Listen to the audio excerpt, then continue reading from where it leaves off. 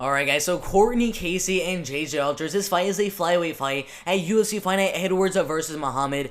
Cortney Casey, not the best record, 9 wins, 8 losses, a top 60 flyweight fighter in the world. JJ Aldrich, a top 100 flyweight fighter in the world, 8 wins and 4 losses. Again, not the best record, 9-8 and 8-4, not the best records in this flyweight division.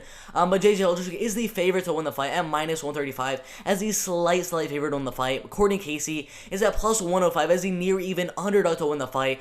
Cortney Casey is a little bit older than JJ Aldrich. She's 33, almost 34 years old. JJ Aldrich, 28 and a half years old. So a definite age advantage there for JJ Aldrich in this fight. A little bit of a height advantage for Cortney Casey, and a very, very small reach advantage for JJ Aldrich.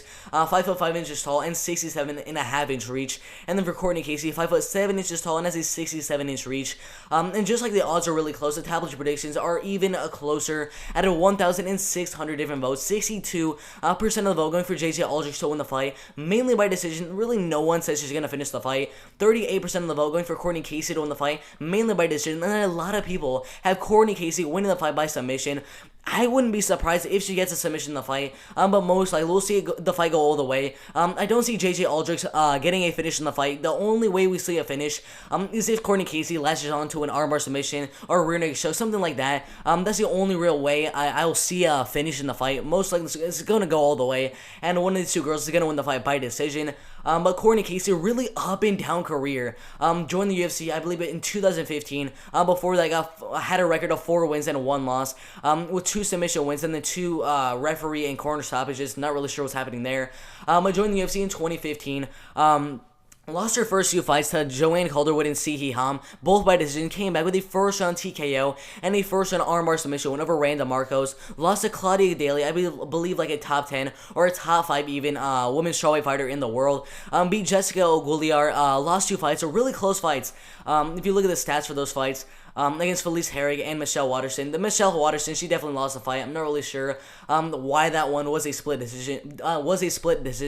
But I think she actually beat Felice Herrig 91 significant strikes to 76. So pretty close fights there. And then beat Angela Hill in a split decision. Let's see, where's the Angela Hill one? Right here. So really, really close fight, 111 to 121. Really close fight to Angela Hill, a top 10, I believe, strawweight fighter in the world. Cynthia Calvillo, I believe, a top 5 flyweight fighter in the world. And that was, again, another close fight, 82 significant strikes to 73 significant strikes. First an armbar over Mara Barella, and then lost the fight to Jillian Robertson. So most of her wins, I believe, coming by submission or decision. 4 wins by submission, 2 wins by decision, and 3 wins by knockout. Her losses by submission and mainly by decision. If you look at her opponent, JJ Aldrich, a little bit different, I would say.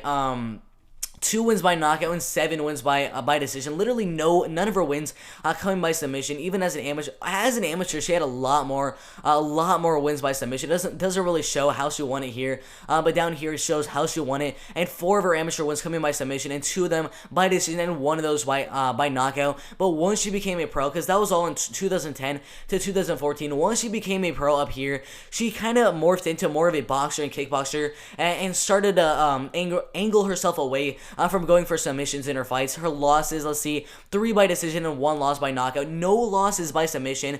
She has a pretty good submission background, as we saw in her amateur career. So do I think we'll see a submission from Cortney Casey on her? Considering that JJ Aldrich has never been submitted in her whole entire career, I don't really think so. JJ Aldrich, let's look at her last couple of fights. The only person to really be able to take down JJ Aldrich was Juliana Lima. And in that fight, let's see, she was pretty much dominated for half of the round. But then again, that was back in, I'm not really sure. It was back at the beginning of her UFC career, back in 2016. Since then, she's looked really, really good with her takedown defense. I mean, no one has really been able to take her down besides Polyana Viana for like a couple of seconds in that fight, literally just for like 30 seconds in that fight. All around, after that loss to Juliana Lima, she hasn't really been taken down all too much. Her takedown defense has improved so much.